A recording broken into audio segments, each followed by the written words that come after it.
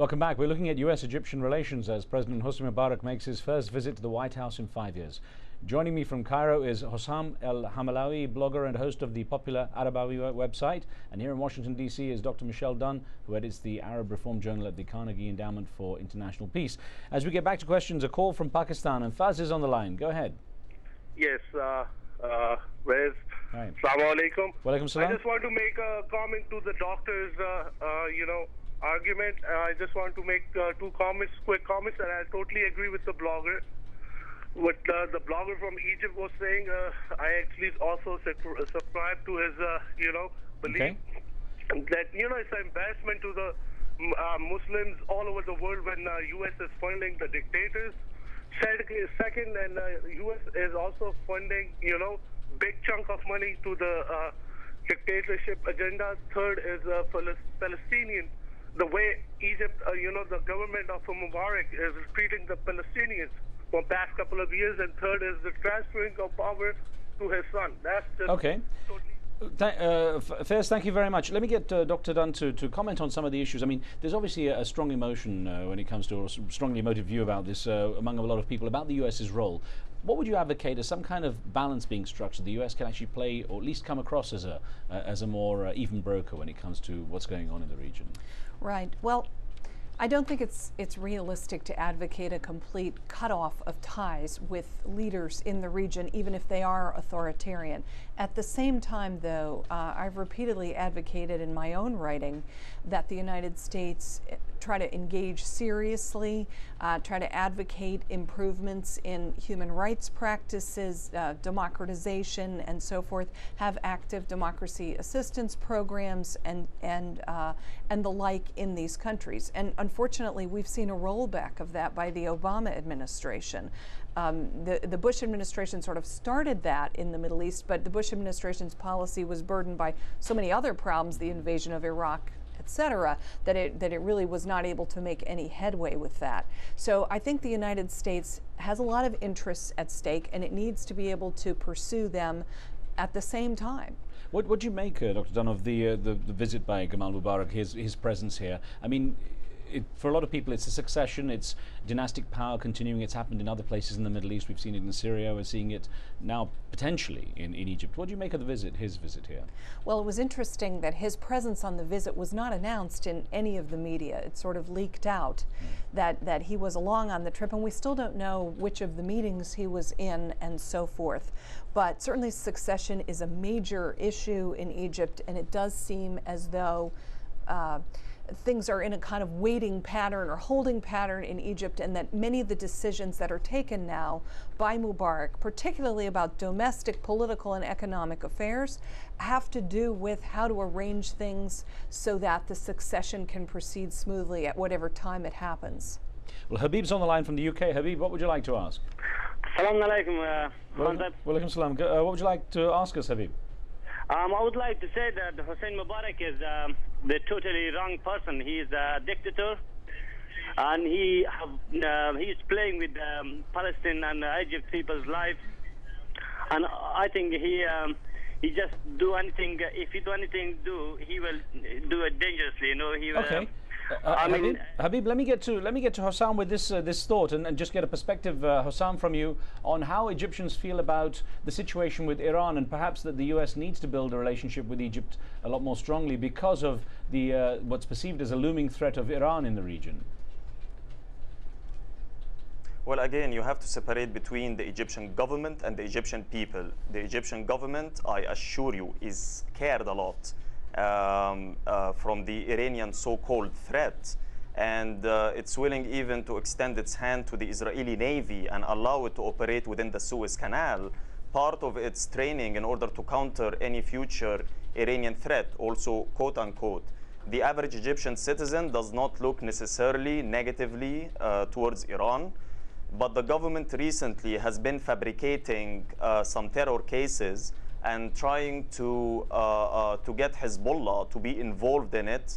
There is also a smearing campaign against the Shiites here in Egypt, and a mass roundup that happens every now and then, all within the context of the propaganda war against Iran. So in that regards, yes, Mubarak would like to have a closer relationship with the US and even Tel Aviv in order to counter Iran. But I just thought, Riz, that I had to also comment on something quickly that your other guest has said regarding the cutting of the financial aid, describing it as unrealistic. I think that's the problem in general of the DC-based pundits and the diplomats and the US government officials, is that they want to have the cake and eat it too.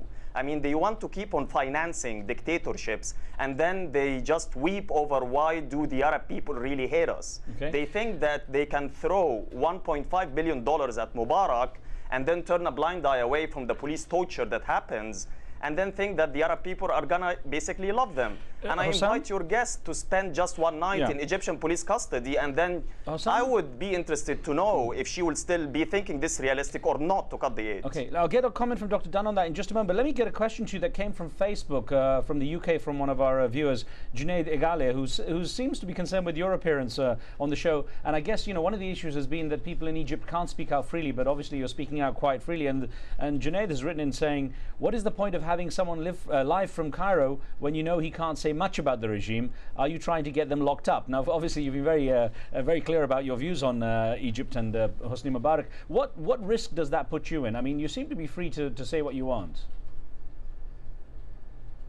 Well, I've been already detained 3 times before, and I've been brutally tortured by state security police in custody for 4 days. So, I mean, it did happen that I was detained and abused before. However, already 1 year before 9/11, the pressures from below on the Egyptian dictatorial regime to start democratizing had already started, thanks to the Palestinian Intifada, which revived street politics. Because the DC pundits would like us to believe that the kind of margin of freedom we have today that would allow me to come here to Al Jazeera studio and speak about Mubarak is all thanks to the 1 year pressures that Bush had put in 2005 on Mubarak supposedly to democratize. Okay. But that's actually an insult to the pro-democracy movement here in Egypt, because our campaign and our demonstrations had already started 1 year before 9/11. Hossam, thank you. I'm going to ask Dr. Dunn to respond. I mean, obviously, very strong views there. I want to get your perspective on this. And also how you regard the fact that we're getting very, very direct views about what's going on in Egypt from someone who's actually in Cairo right now. Right. Well, I mean, I think that the human rights situation that Hossam describes, I mean, I certainly agree with it, and it accords with what I have seen. But I also think that we DC-based pundits have to look at the full range of U.S. interests and what's really going to happen. I mean, we could write things that say, oh, the United States should completely trash all other interests it has in the Middle East, say the Arab-Israeli peace process, for example, as well as other things, and only pursue one thing, be it what it may, democracy or etc. But we just know that this isn't going to happen. The reality is the United States is a superpower. It has multiplicity of interests, and those of us who are interested in the democracy and human rights agenda are advocating that it be on the agenda, because the danger is there's no danger that it'll overtake the agenda. The danger is it won't be on the agenda at all. Right. Yeah, it's interesting, Dr. Dunn. A lot of people say, or a lot of people regard the US having got itself into quite a tangle, and no one really knowing. Each administration comes in not really knowing how to either extract itself or reposition itself in a way that allows people to feel it's in the middle of the road. Has the US bitten off more than it can chew in the Middle East? Actually, you know, there was a lot of continuity in U.S. policy from one administration to another. Democrat, Republican, didn't really matter for many years. Really, it was the September 11th, 2001 terrorist attacks that upset the apple cart, and that led to a lot of different thinking, and it was the Bush administration that took off in some radically different directions in U.S. policy. And largely what we see with the Obama administration is returning to the kind of traditional pre-9/11 policies that the United States pursued through many years. Well, unfortunately, we always have so many questions and not enough time. Hossam, I want to thank you very much for joining us there from Cairo, and Dr. Michelle Dunn, thank you very much for being with us here in the studio. Welcome. Thank you. And thank you for being with us. Don't forget, you can follow me and get updates on the show on Facebook. And you can also take part by sending us your questions and comments directly to that webpage. On the next show, as Afghanistan heads to the polls for national elections, we examine what's at stake and look at Hamid Karzai's prospects for re-election. Join us for that. Until then, from me and the team, see you next time.